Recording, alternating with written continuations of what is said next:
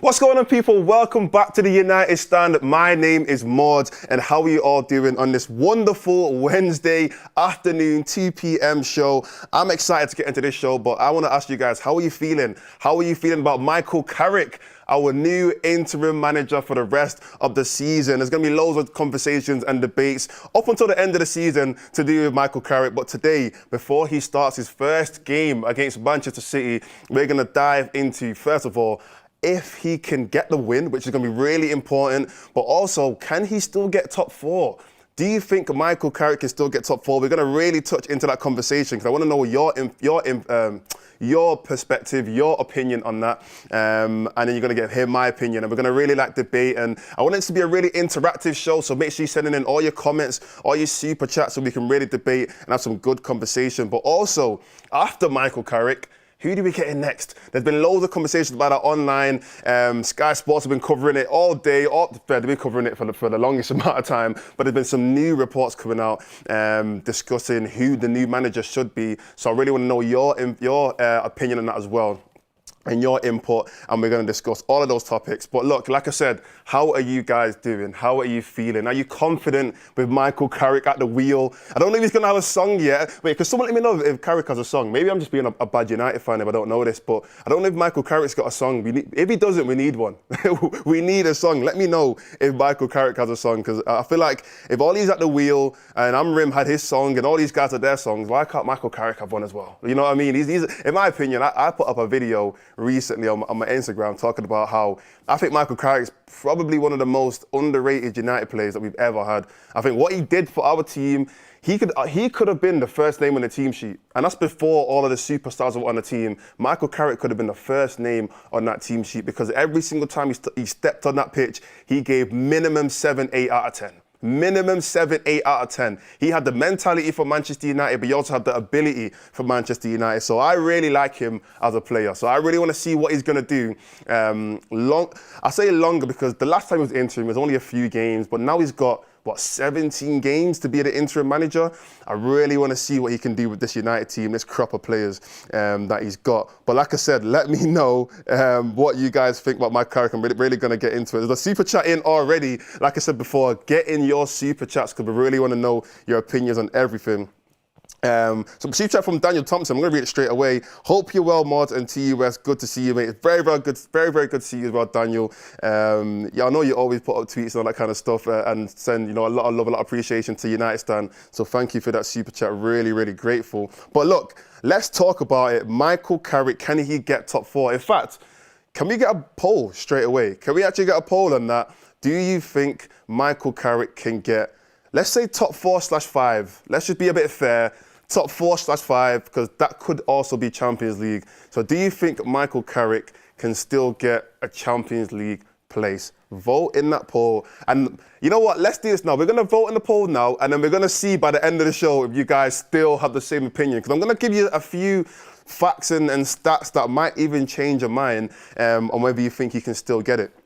But look, straight off the bat, let me give you this some information right now. So there's 17 games left for Manchester United, which is, if you think about it, that's crazy. It's January and we've only got 17 games to play. There are some teams that are probably going to play another 20, 25 games, maybe even more, because they're still in every competition. But as you guys know, this is the lowest amount of games United have ever played, I think, since before the World War, before World War I. So there's 17 games left and we're currently on 32 points, right? Now, the last 5 fifth-place finishes ended with 66 to 69 points. So that's the range that we're trying to get to, 66 to 69 points. And we're gonna try and mathematically get to this 66 to 69 points, right? So that means there's 34 points that we need to get in 17 games, which is equivalent of 10 wins and 4 draws, or 11 wins and 1 draw. So look, straight away, out of the last 17 games, we need to somehow get 10 or 11 wins, which is, it's not impossible. That's the first thing I'll say. It's not impossible. And to be fair, if you take out the City and Arsenal games, which in my opinion, I still think we can get a win in one of those, at least one of those 2 games, because let's be honest, it's Derby Day. Derby Day, anything can happen. There's no guarantee that City are going to win that game. It's Derby Day. We all know that and it's at Old Trafford. So we all know that anything can happen in those kind of games. But let's just say, hypothetically, if everything goes wrong, we lose those 2 games, that means we'll still need 10 or 11 wins out of the last 15 games, which is a lot more than I say Amrin was trying to do, or was definitely doing. So look, 11 wins out of 17 games. That's including the City and Arsenal game.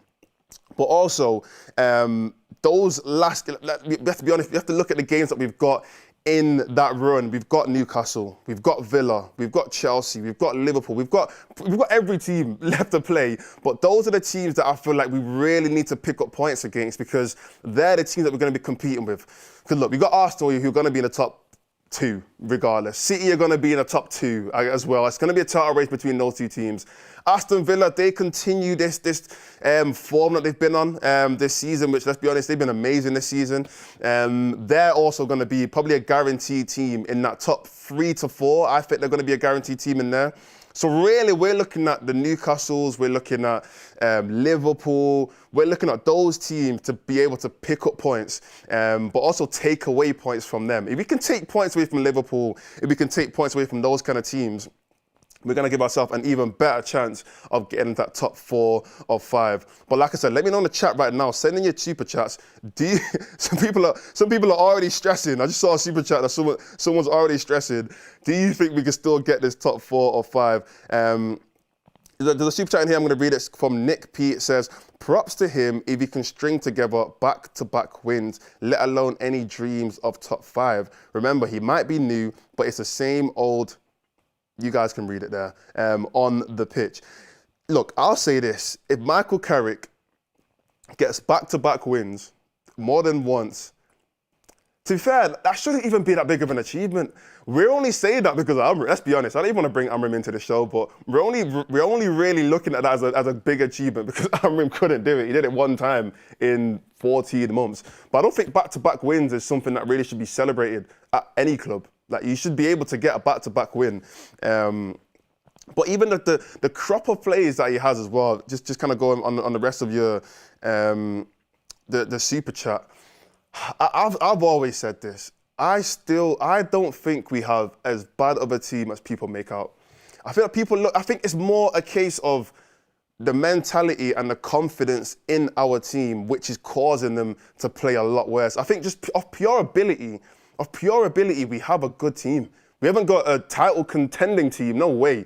But we have a good team. We have good players. We have international players. We have players who would probably play in other Champions League teams. When I say Champions League, I just mean teams that are playing in the Champions League, not necessarily the teams that are winning the Champions League. But we have players that can play in teams that are great teams. That's just the confidence and the mentality of our players just causes us to play horribly, let's be honest. I mean, even looking at the last game that we played against Brighton, it's a very, very poor loss. Very, very poor loss. Arguably, look, some people did over-exaggerate, saying that's the worst game they've seen in their life. It wasn't. It really wasn't the worst game I've seen in my life. In fact, I think the first half wasn't even that bad. We just couldn't put the ball in the net. Dalot had great chances to put us ahead early on in the game. Like, just imagine if he put them away, it would have been a completely different game. But again, these are the kind of things that I say with confidence and mentality. If Michael Carrick can somehow flick that switch into our players, if you can somehow get him to just play to their best ability and really focus on, like I said, getting these players to the point where they also believe in themselves and believe in how good they really are, I think we have a good team. I think we have a really good chance of achieving something great. I say something great. Getting a Champions League spot. That's what great is this season, let's be honest. But yeah, look, I mean, that's a good super chat, to be fair. I completely understand what you're saying. It would be great if we can do more than what Amrin did. I mean, that is the whole reason why we brought him in at this time, or else we would have just kept Amrin. But I have a lot of confidence that I think Michael Carrick can actually do something. I'm just hoping that he does really well this weekend or next week against Arsenal. Because I think those 2 games, if Michael Carrick can do well in these next 2 games, Man City and Arsenal, the complete shift in confidence, the shift in energy, not just around Old Trafford, that alone is going to be insane. If we can beat City at Old Trafford this weekend on Saturday, 12:30 kickoff, the energy in Old Trafford is going to be so electric for the rest of the season. It's going to change everything. But if we can also do this against Arsenal, I genuinely feel like the fan base, considering how, let's be honest, how divided and how negative the fan base has been recently, I think we can really change the mentality of the fans and how we kind of approach United for the rest of the season. It can really make a big difference. I don't get it twisted. There's still some things that need to be spoken about when it comes to the owners and all these kind of things. I completely understand that there's protests that are going to be coming up, which I think a lot of people need to get behind and really need to support when it comes to raising our voice and being heard when it comes to our feelings on the owners.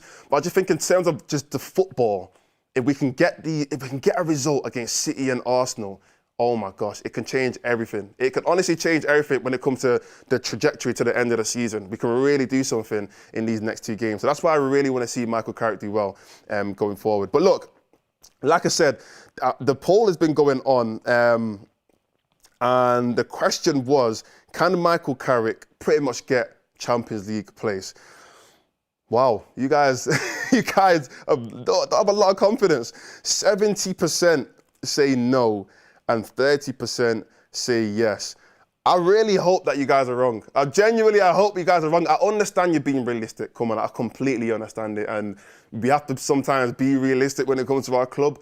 But look, I just feel like in times like this, where there's a little bit of uncertainty, there's a little bit of unknown. We're walking into the wilderness almost with Michael Carrick as a manager. We don't know what he's going to do for the rest of the season. We don't know how the players are going to play. We are getting a few players back this weekend, and going forward, there are going to be some more players that are going to be returning.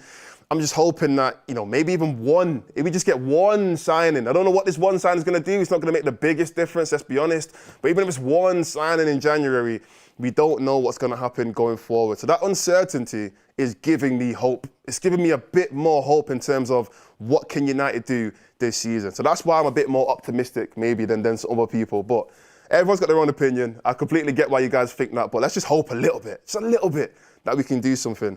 Well, there's a couple more super chats. Thank you guys for sending them in. Like I said, keep sending these super chats in. I'm going to discuss all of them. So super chat from Tyrese. Tyrese says, to be fair, I'd rather sign Carrick as a midfielder at this point. And you know what? Look, Carrick, let's just do a quick bleep test. Let's see how fit you are. If you can run, as long as you can run, I'm sure you can do a job. Honestly, that's not even an exaggeration. If Carrick can just run, give me 50 minutes. Give me 50. That might be a lot. It might be a lot. How old is Michael Carrick? Can we get Michael Carrick's age? How old is he? 45 minutes. We'll give Carrick 45 minutes. Just tie up. Just get some new boots. Remember when Paul Scholes retired? Michael Carrick's 44 years old. Wow, I did not know he's that old. He's older than Ronaldo. I thought he was the same as, or maybe younger than Ronaldo. Fair enough. But look, I remember when Paul Scholes retired and he came back the next season. I heard him saying in I think on his podcast or like an interview that he went to a local shop and bought some fake boots, tied them up, got on a pitch and just kept running, kept it moving. And we actually won the league that year. Look, Michael Carrick, if you can do a job, I don't need a lot from you. I don't need a lot. We just need 40. I'll even give you less than that. Give me 30 minutes, end of the game. 30 minutes to end the game, Michael Carrick, I wouldn't mind it. But yeah, obviously we are dreaming there. But yeah, I wouldn't mind him as a player as well. Super chat from Nick P says, props to him if he can string together. Oh, I've already read that one. Super chat from T. Low says, we may need less points, other teams are poor. You know what? That's a very good, very, very good super chat, because I've said a lot this season. It's very difficult to even know how other teams are going to do when it comes to the end of the season, because let's be honest, everyone's losing to everyone. And on the flip side, everyone's beating everyone. So it's like we don't really know how well Chelsea are going to do. We don't know how well Liverpool are going to do. We don't know how well Newcastle could just finish in the bottom half, for all we know. You know what I mean? Brentford could out of nowhere just finish in the top 5 or top 6 or 7 or whatever it is. It's really, really difficult this season to know how well other teams are going to do. So that should work in our favour. That should really work in our favour. And that's why I feel like the run of games that we had leading up to, I guess, Amorim getting sacked, you know, the Leeds game, the Bournemouth game, the Wolves game, Spurs, Forest, who else we have in there? We had a couple more other teams in that run. If we had just picked up a few more points, a few more wins, Everton as well, if we had picked up some wins there, it would have done so much justice, considering how poor everybody else had been. But look, obviously we didn't pick up those points, so we have to kind of move forward, kind of forget about that. But you are right in the sense of we might actually need less points because we don't know how other teams are going to do. It's going to be really interesting to see how the season actually ends. But look, another super chat from Kyle Robinson says, feel free to call me an absolute tart, but if we get a couple more centre mids on loan or cheaps or through the academy, we can get top 4. Look, I'm not going to call you a tart for that. I like the optimism. I love the optimism. It's that midfield is what's really, let's be honest, that's been a concern for a while. It's been a concern for a while.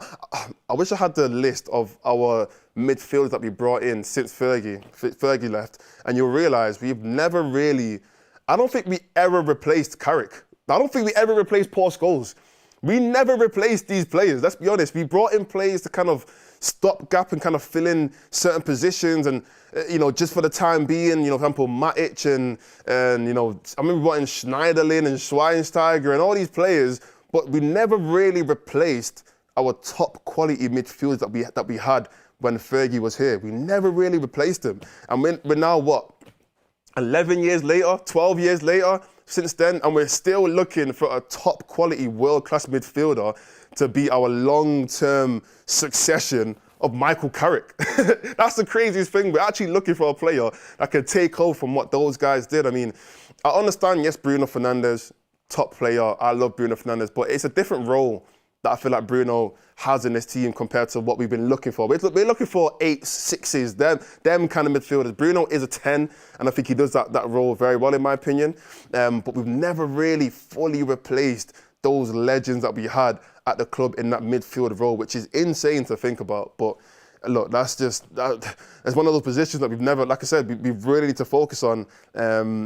If we can't do it in January, then definitely in the summer. But look, obviously you mentioned about cheap or through the academy. There is one player in the academy who, don't get twisted, he won't get a chance this season, but maybe in the next couple seasons he could get opportunities to hit little minutes here and there. And I spoke about Sekou Kone already. You guys know Sekou Kone for me is such a great player. His talent is unbelievable. Go and watch him play. Just go and watch clips. Go and watch highlights from his under 21 or under 23 games that he's playing. Honestly, a top player. If we can really develop him in the right way, whether that's, I know he's going out on loan, but if he needs to go on another loan next season, or if he maybe needs to get some more minutes in the first team or whatever it is, we've got a top player there. But there's another player in the academy. You guys might know him anyway. He's called Jim Thwaites. That's how you pronounce his name. I don't know exactly how to pronounce it, but I think his name is Jim Thwaites. Honestly, that kid is a player. That kid there, you guys might know who I'm talking about in the chat, but he is such a talented player. He's very, very young, very, very young. And that's why I said I don't expect him to get any minutes this season. Maybe even next season, he might not get any minutes.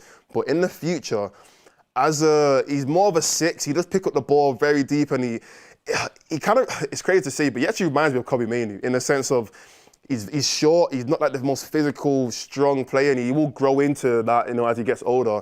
But it's just his technical ability, his raw technical ability, his first touch, his press resistance, his passing range is absolutely insane. In fact, let me not even put too many. I was going to say Paul Scholes' name because that's the kind of legend that I'm thinking of when it comes to his play style. Obviously, I know he's nowhere near as good as him yet, but that kind of play style where he can pick out any player from any position on the pitch.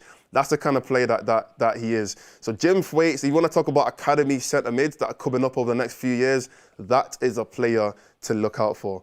I'm going to be on one more super chat before I move on, and I'm going to read the rest of them in a second.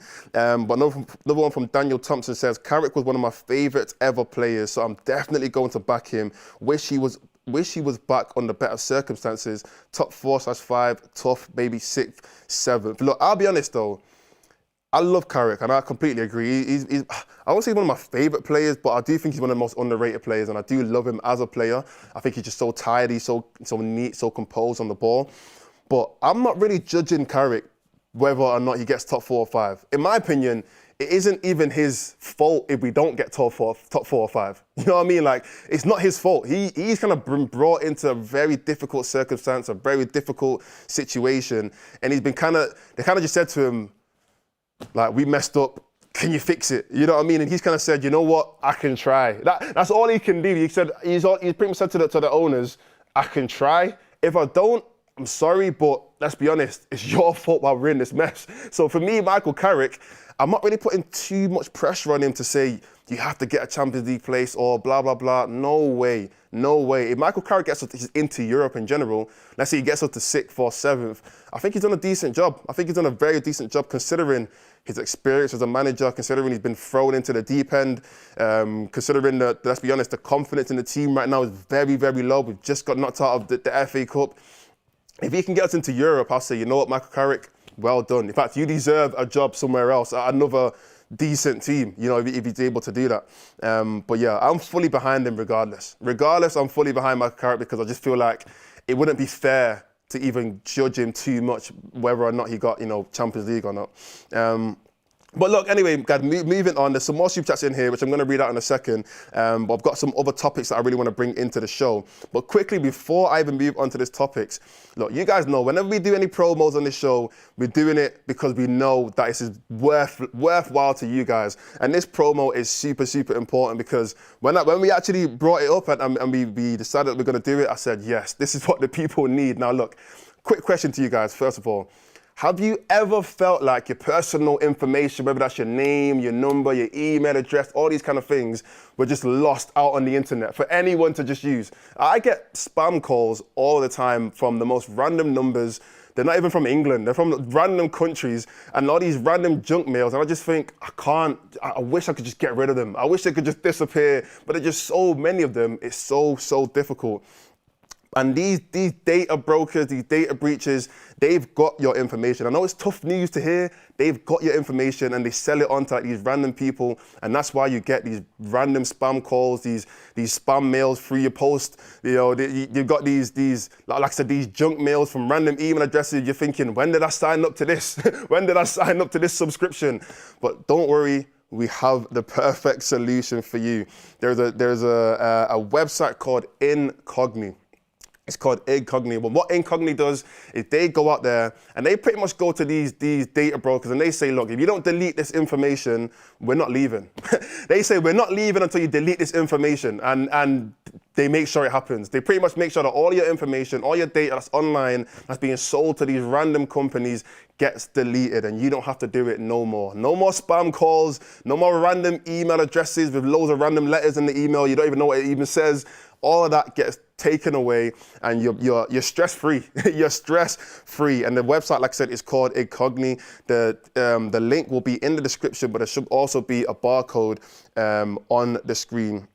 And like I said, they just keep your information and your data safe. And at United Stand, trust me, like I said at the start, we don't promote anything unless we know that it's suitable and that it's serious for you guys. We're not going to promote no rubbish to you guys so you go and sign up and it's all a scam. No. We make sure that everything that we promote on this channel is worthwhile for your best interest. So what we've even done for you is we've given you a discount code for 60% off. That's more than half.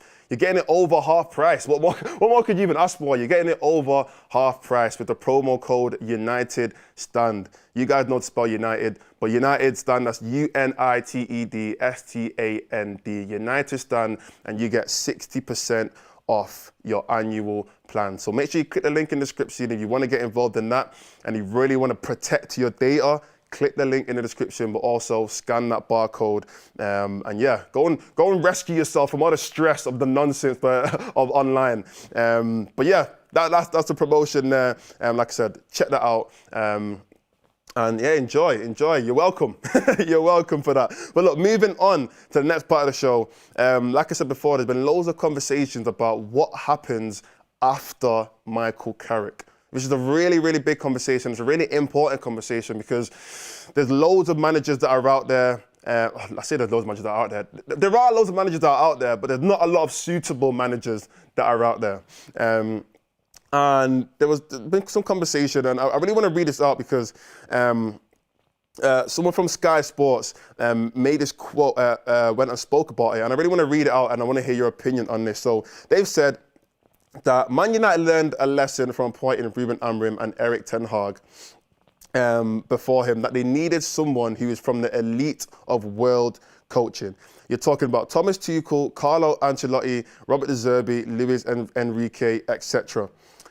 These are big names that Manchester United these are big names who Manchester United think will be able to cope with the size and the job that this is. When Amrin was sacked last week, we learned that he had told Confidence that he was surprised how much noise there was around the Manchester United role and how big the job was. Now, look, this conversation I really want to have is, do you guys feel like we need a big name manager to take over the club?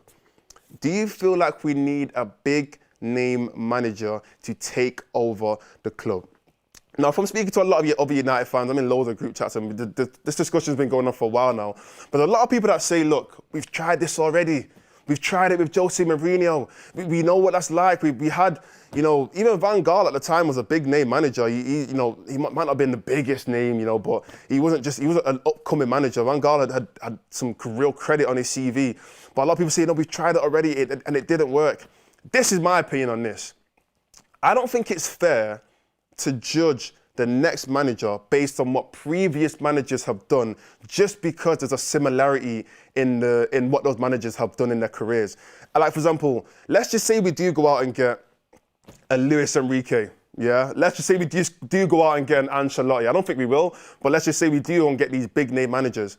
I don't think it's fair to paint them in the same brush that we painted Jose Mourinho in, because it didn't work, I guess, you know, in terms of like actually achieve what we really wanted to achieve. It didn't work with Jose Mourinho. They're two completely different managers. They're two completely different philosophies, two completely different stages in their career, two completely different careers that they've had in general. I don't think it's fair to even say to, let's say, I don't know, a Glasner or an Iraola and say to them, oh, you guys are upcoming managers. We've tried the upcoming manager with Amorim. We've tried the upcoming manager with Ten Hag. We shouldn't go for one of those managers because we know that's not going to work. It's a completely different manager. Every single manager has their own way of thinking, has their own way of running the club, has their own way of coaching and man management and all these kind of things. We have no idea what any of these new managers that could potentially come in, what they're going to do when they step into this role as Manchester United manager. We have no idea. It doesn't matter if they have similarities to David Moyes or Jose Mourinho or Ten Hag. Just because we've had those managers in the past, that does not mean that the new manager will end up in the exact same way. I think someone like Glasner could come in and completely change the whole thing around. We don't know. We don't know, but that's just we don't know his mentality that's going to come with him when we don't know if it's going to be Glasner, but if he was to become the next Manchester United manager.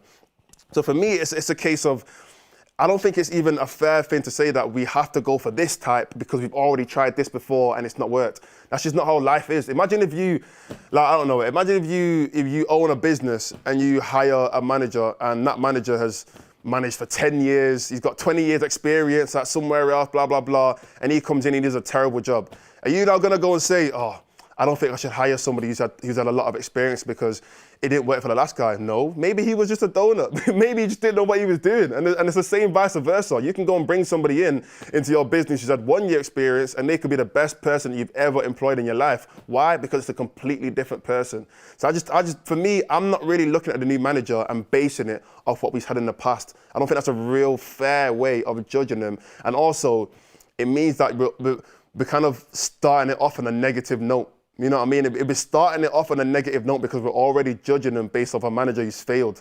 You know, so anytime they make a decision, we're going to be thinking, oh yeah, but Amrin made that decision as well. Oh, he's going down that same path. Or Mourinho made that same decision, did the same thing. Or he must be going down that path. I don't think that's a fair way and a positive way to actually look at who the next manager could be. Now, if you're going to ask me who I want, honestly, no idea. I know who I don't want. That's my thing. I know who I don't want to see as a manager. I don't want to see Thomas Tuchel. I feel that's a very short-term manager. I'm not looking for a manager to come in for the next 2-3 years. And to me, Thomas Tuchel, I don't know if he's even had a job at a top club for more than 3 years. Maybe, let me know. But has he been at a club for more than 3, maybe 4 years max? He goes to clubs, he wins. Let's be honest, he's a very successful manager. He does win cups and whatnot. But to me, I feel like at United, we need somebody who has a bit of more of a long-term plan in terms of we know they're actually going to be here for at least more than 3-4 years. I don't think we should go for Ancelotti, only because, again, this guy, he's done so much in his career. Let him rest. I see Ancelotti the same way, or in a similar way that I see Alex Ferguson. You know, obviously, Alex Ferguson is my GOAT. He'll always be my GOAT, but they both had such long careers. It's like, let's just let Ancelotti rest. Let him just do the international thing for now with Brazil. Hopefully he goes and wins over there and he can retire and say, I've done everything I've ever needed to do. I mean, Ancelotti's won every trophy that he's ever needdet to win. He's won in every single one of the top 5 leagues. He won at Bayern Munich, he won at PSG, he won at Real Madrid, he won at Chelsea. He won at AC Milan. He won a lot at AC Milan. He's won everywhere. You know, he's done everything that he's needed to do. Right now, it's like, are we really gonna go and bring him into United and just stress him out? I don't want to do that to him. He seems like a nice guy. So for me, Ancelotti's I don't want to stress him out. I don't want to do that to him. I don't want to do that to Don Carlo.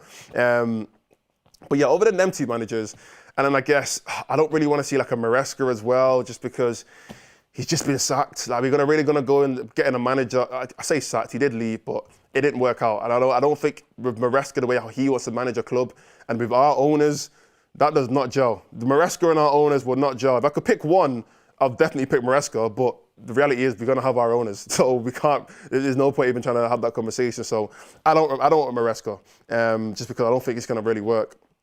So yeah, I'd say out of the Premier League managers that are on the cards, I'd probably go for more of I'd go for a Glasner, but I'd really hope, Glasner or Marco Silva, but I'd really hope that the communication between the new manager and the owners is very clear. That's my only thing. As long as the communication in terms of what their role is and in terms of what the actual plan is going forward, I'd really hope that was very clear. I don't think that was clear with Amorim. I think he thought one thing and the owners thought something else. At the end of the day, we know he's going to win that battle. So I really do hope that the owners and the manager have a real clear communication as to what they need to do going forward and what is the plan of success. Hopefully, if that is clear, then the manager will be successful. But again, we really don't know, let's be honest. There's some more super chats, let me just read them out quickly. Super chat from Carl Robinson says, I feel we're going to get the most random player. I think one of Spurs centre mids or some 33-year-old from Saudi League. Yeah, let's be honest, we have no idea who we're going to get in January. We have if we get someone, but yeah, you're right. It's going to be like January 30th. They just, I don't know, spin the wheel and just pick a random player, let's be honest. Super chat from Nick P says, how do we get these players to step up and show some fight? Carrick motivating them is debatable given his character. Bruno's leadership is also debatable. Let's be honest, we don't know Carrick. To say that we know his character is a bit like, unless you are a strong Middlesbrough fan and you just understand what he's been like. But I don't know much about Middlesbrough. I never watched them. I saw when they beat us in the cup that one time when Elanga missed a penalty, but that's it. I've never really watched them before, so to me, the way our Carrick communicates with the players is something that we don't actually have knowledge on. We don't know how he's going to really approach it. We don't know if he's going to come with a very calm approach, and you know, like how Ollie came in. Ollie came with he almost came with a bit of a nostalgic approach. He kind of said, look, I've been here, I've done it before. You guys, this is what we need to do. I want to instill that confidence that I have, you know, in Manchester United. I want to bring that into you guys and hope that translates and you can get over the line. Maybe Carrick might come in the Ollie approach, or you never know. Carrick could just come out on some serious madman vibes and just say, yo, if you guys don't pattern up, you're not playing. We don't know. He could just do that, and I kind of hope he does that in a way. I kind of hope he comes in and he's just like, yo, I don't care what your name is. I don't care what you've done for United. I don't care what you've done for your other clubs. I'm the manager till the end of the season. If you don't listen to me, you will sit down until the end of the year. I kind of hope he does that. And he makes everyone think, oh, yeah, okay. Let me actually sit up and listen. You know what I mean? I kind of hope he does that a little bit. He also said that Bruno's leadership is debatable. I think Bruno's a very good leader. The only thing with Bruno with leadership is you have to show it on the pitch as well. And I feel like some games, Bruno, when you look at your captain as like a motivation to keep on going. You look at your captain to say, you know what, he's having a great game. I need to also pattern up and fix my levels. And I feel like Bruno does do that a lot, but there are games where he does kind of go quiet and he might have really poor games, and that can affect, you know, the leadership on the pitch, because you do want to look to Bruno to give you confidence. But other than that, I think Bruno is a fantastic leader, in my opinion. Another super chat from Quinn Star says, 7th at best and get Conference League, but unlikely. Look, I'm going to say this, yeah, and it's going to be maybe it's an unpopular opinion. I don't want Conference League. I know it sounds a bit like, Be grateful. You know what I mean? It sounds a bit like be grateful. At least you get in Europe.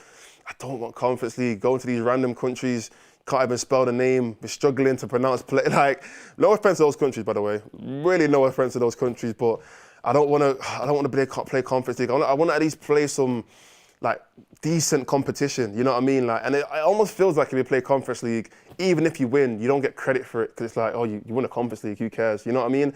A Europa League, at least, it's like, okay, there are decent teams in there. You know, you might have teams that should be in the Champions League, but they're in the Europa League this year, and you want to play some all right teams. You know what I mean? Like we played Porto. You know, we obviously played Spurs, lost to them. We played like Rangers, and we played like these other teams, Fenerbahce, and who else we played? Real Sociedad. These are not bad teams. We played like Atletico Bilbao. These are pretty decent teams. Whereas, let's be honest, Conference League, you might get one or two. Yeah, and there's so much pressure to win. If you lose, it's even worse. It's like, if you lose a Conference League, just everyone's getting sold. Manager's gone, every player's getting sold. That's bad to lose that. But yeah.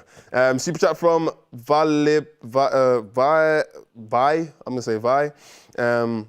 Says, objectively, would Xabi Alonso suit us? Good question, actually. He's helped build a project at Bayern Leverkusen, plus his style of play matches the United style. You know what? I think that's interesting because Xabi Alonso is the kind of manager who I feel like he suits a team where he has a lot more control. I feel like Xabi Alonso needs to go into a team where he can completely change it around and make it into a Xabi Alonso team. I think the problem that he had at Real Madrid was the player power at Real Madrid is just too strong. And that's something that you can't even deny.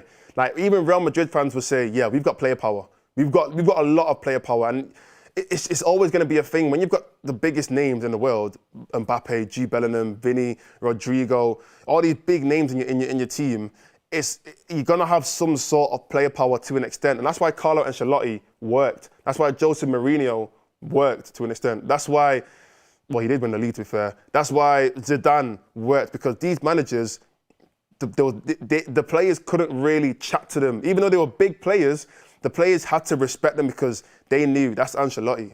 It don't matter what I've done, that's Ancelotti. He's already won without us. He's won everywhere he's been. That's Mourinho. He won the Champions League at Porto. He won the league at Chelsea. He won the treble at Inter Milan. That's Zidane. He's one of the greatest players of all time. But then that's Xabi Alonso. There's not as much of a oomph in that. You know what I mean? So that's why I feel like he didn't work at Real Madrid.